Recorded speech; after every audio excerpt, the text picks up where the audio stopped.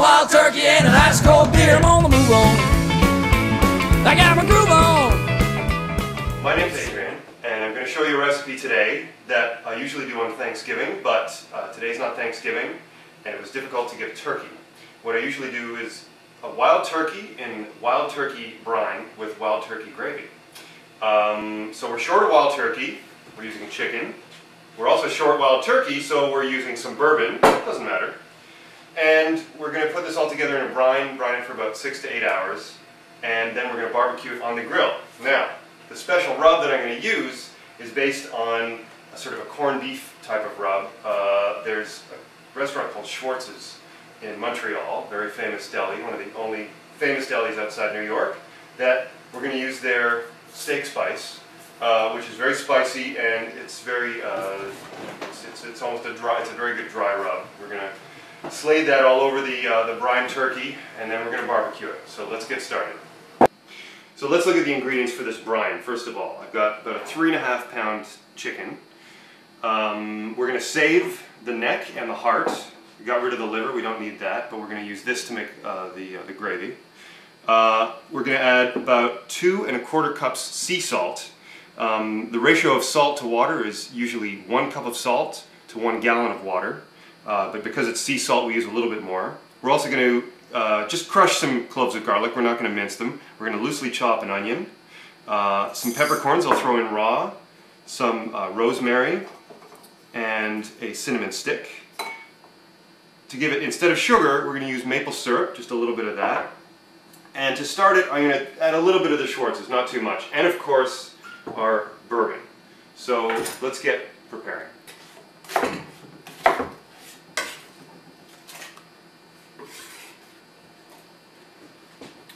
And some cloves of garlic, and I'm not going to chop them. I'm just going to crush them, get them out of their skins. You could leave them in their skins, but we don't need to. And we're going to add maybe a teaspoon of peppercorns. Just measure that out. And maybe a 1/3 of a cup of maple syrup. And about the same amount of bourbon. We'll make sure to save some for us later.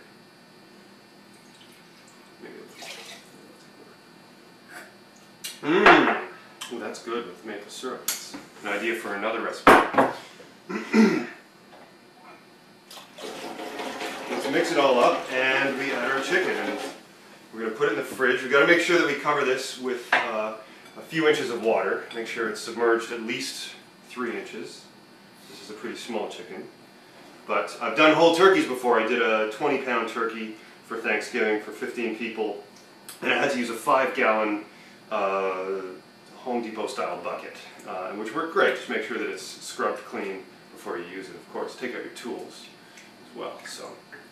So put this in the fridge, let it sit for about 6 to 8 hours. Halfway through, take it out of the fridge, turn it around, just swish it around a bit, make sure that stuff hasn't settled, and to get brine everywhere across the chicken. Leave it in the fridge for the rest of the afternoon. And don't over brine it. Take it out after the 8 hours. Let it sit in the fridge after you wash it off and rinse it off. So the next step will be to the barbecue. So it's a beautiful February day here in upstate New York, and we're going to start the grill. We've got a Weber charcoal grill, which is a gas starter, a propane starter, and that allows me to start the charcoal without the use of fluids or anything, turn off the gas, and the charcoal does the rest. I'm much more of a charcoal purist. I would never use gas. We're also using this cowboy charcoal, which is a wood lump charcoal. It's not a briquette like Kingsford and something like that, which is compressed sawdust actually. This is made of real wood, so let's get the grill going. Okay, so the grill's ready for the chicken, and we've done a little potato dish here. Just some olive oil, red onions, potatoes, maybe a little garlic, whatever you like. And the whole idea is to cook as much outside as possible, to keep everything out of the kitchen. Unfortunately, we still have to do the gravy inside, but let's pretend we're not doing that inside. So, I've got the charcoal pushed out to the sides of the barbecue because we're going to use an indirect cooking method. The chicken's going to sit right in the middle, put the lid on, and the air is just going to circulate. We don't have to turn it, we don't have to flip it, do anything to it. It's going to be virtually maintenance free. So let's get this bird on the barbecue.